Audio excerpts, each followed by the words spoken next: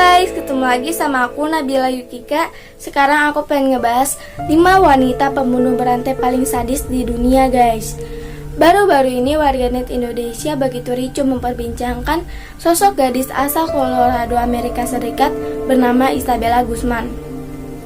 Pasalnya di balik paras menawannya, ternyata Guzman adalah pembunuh berdarah dingin guys. Dalam video persidangan yang viral, Guzman terlihat melemparkan senyuman kepada kamera wartawan yang menyorotnya guys. Dari paras hingga ekspresinya di persidangan inilah Guzman mendadak terkenal di kalangan warganet Indonesia guys.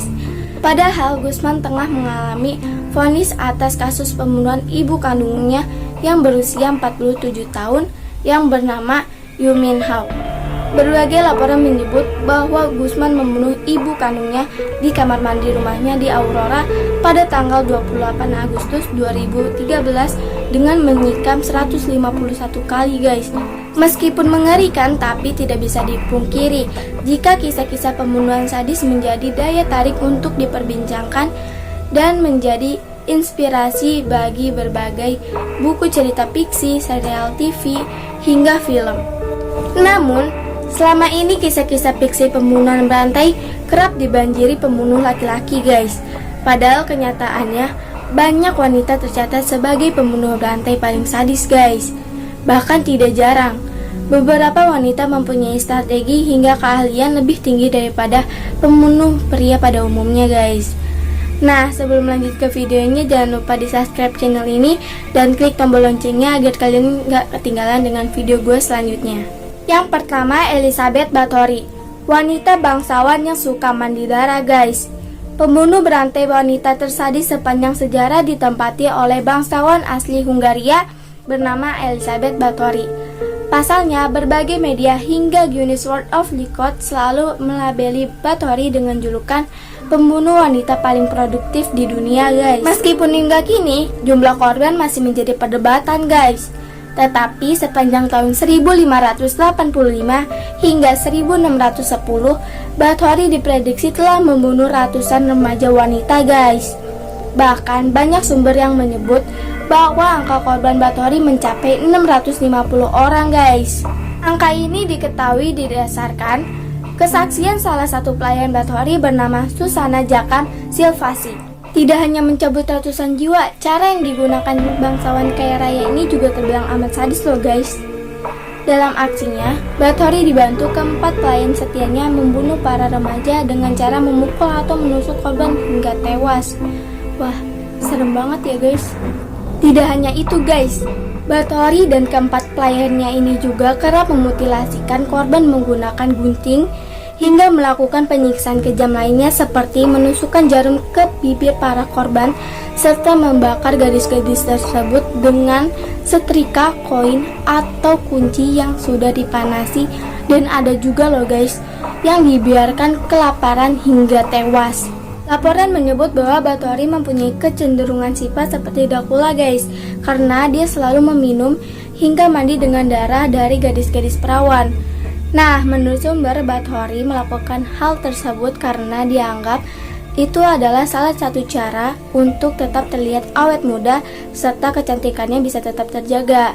Nah, nggak heran dong kalau Bathory juga sering dijuluki sebagai bangsawan darah atau bangsawan Dracula guys. Yang kedua, ada yang namanya Vera Renzi, pembunuh berantai yang suka membunuh kekasihnya sendiri guys. Nah, Vera Renzi ini adalah salah satu pembunuh berantai wanita paling sadis dan menarik di dunia loh guys. Pasalnya, pada sekitaran tahun 1920-an, wanita asal Romania ini melakukan pembunuhan terhadap puluhan pria yang dicintainya karena dia takut jika mereka akan meninggalkan atau tidak setia dengannya guys. Nah, kekhawatiran yang berlebihan ini memang tidak terlepas dari masa lalu Renzi yang pernah ditinggal dan diselingkuhi oleh kedua mantan suaminya guys. Meskipun Renzi memutuskan untuk tidak menikah lagi, ia kerap berburu pria untuk dijadikan kekasihnya. Tetapi, pria-pria yang terlibat dalam asmara dengan Renzi hilang tanpa jejak guys. Nah, berdasarkan keterangan pihak berwenang, ternyata Renzi gemar membunuh dengan cara memberikan racun arsenik kepada para kekasihnya guys. Selain itu, wanita kaya raya ini meletakkan jenazah mereka ke sebuah peti dan menyimpannya di basement guys. Nah, aksi bunuh kekasih ini akhirnya terbongkar guys, ketika salah satu istri mencurigai bahwa suaminya tidak pernah muncul lagi setelah datang ke rumah Renzi guys. Setelah melakukan investigasi, polisi menemukan 32 peti mati dengan jenazah di dalamnya terletak di lantai basement guys.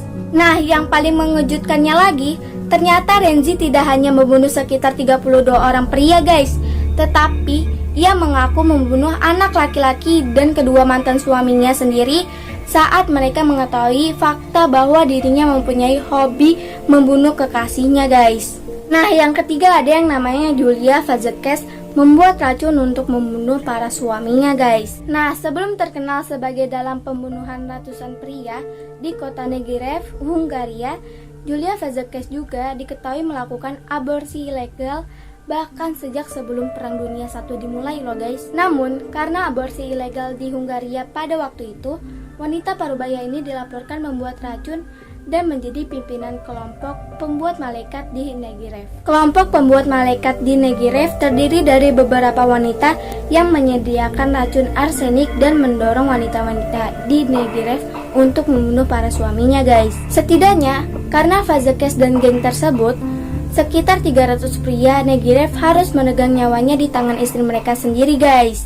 Nah, sebenarnya gerakan membunuh suami ini diawali pada masa itu. Banyak wanita Negerev yang ditinggal oleh para suami untuk berperang guys. Wanita-wanita ini menjalin jalinan asmara dengan tentara asing. Namun karena perceraian pada waktu itu dilarang, Vazquez menawari racun arsenik buatannya untuk melenyapkan suami. Tidak hanya suami, anak-anak, saudara, bahkan para orang tua yang tidak diharapkan oleh keluarganya juga menjadi korban dari keganasan racun ciptaan Vazquez. Nah, yang keempat ada yang namanya Dagmar Overby, pengasuh profesional yang membunuh anak-anak yang dirawatnya guys. Nah, Dagmar Johan Amelia Overby, pengasuh anak profesional yang menobati salah satu pembunuh berantai wanita tersadis dari Dagmar guys. Pasalnya, sebagai seorang pengasuh serta perawat bayi, Overby justru membunuh anak-anak yang diasuhnya sendiri guys. Bahkan, wanita ini diketahui telah membunuh bayinya sendiri guys. Nah, cara yang digunakan Overby dalam membunuh anak-anak tersebut terbilang amat kejam guys, yaitu dengan cara mencekik, menenggelamkan, hingga membakar tubuh korban menggunakan pemanas batu bara guys. Jenazah anak-anak tersebut kemudian dikeramasi, dikubur, atau disembunyikan di lonteng rumah milik Overby guys.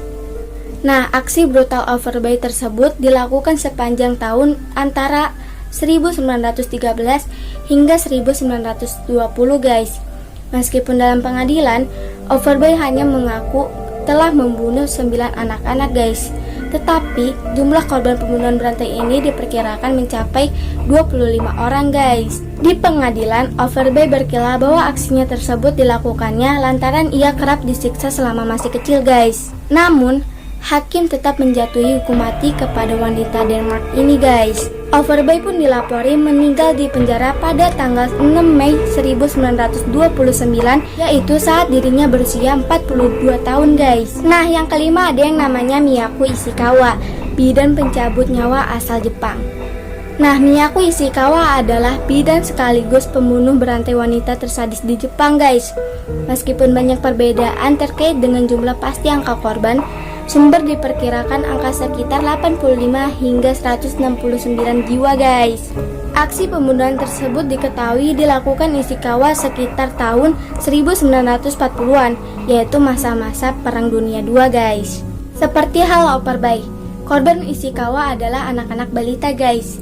Berdasarkan penuturannya, Ishikawa menganggap bahwa saat melihat anak-anak, khususnya dari kalangan miskin, sangat menderita pada masa perang, ia tergerak untuk menyelamatkan anak-anak tersebut dengan cara mengakhiri hidup mereka guys. Ishikawa juga berpendapat bahwa kematian anak-anak mereka bukan salahnya, melainkan salah orang tua yang membiarkan anak-anak mereka menderita dan terlantar. Oke guys, segitu aja informasi dari gua. Jangan lupa di like, comment, share, and subscribe channel ini dan klik tombol loncengnya agar kalian gak ketinggalan dengan informasi selanjutnya dari gue ya. Oke?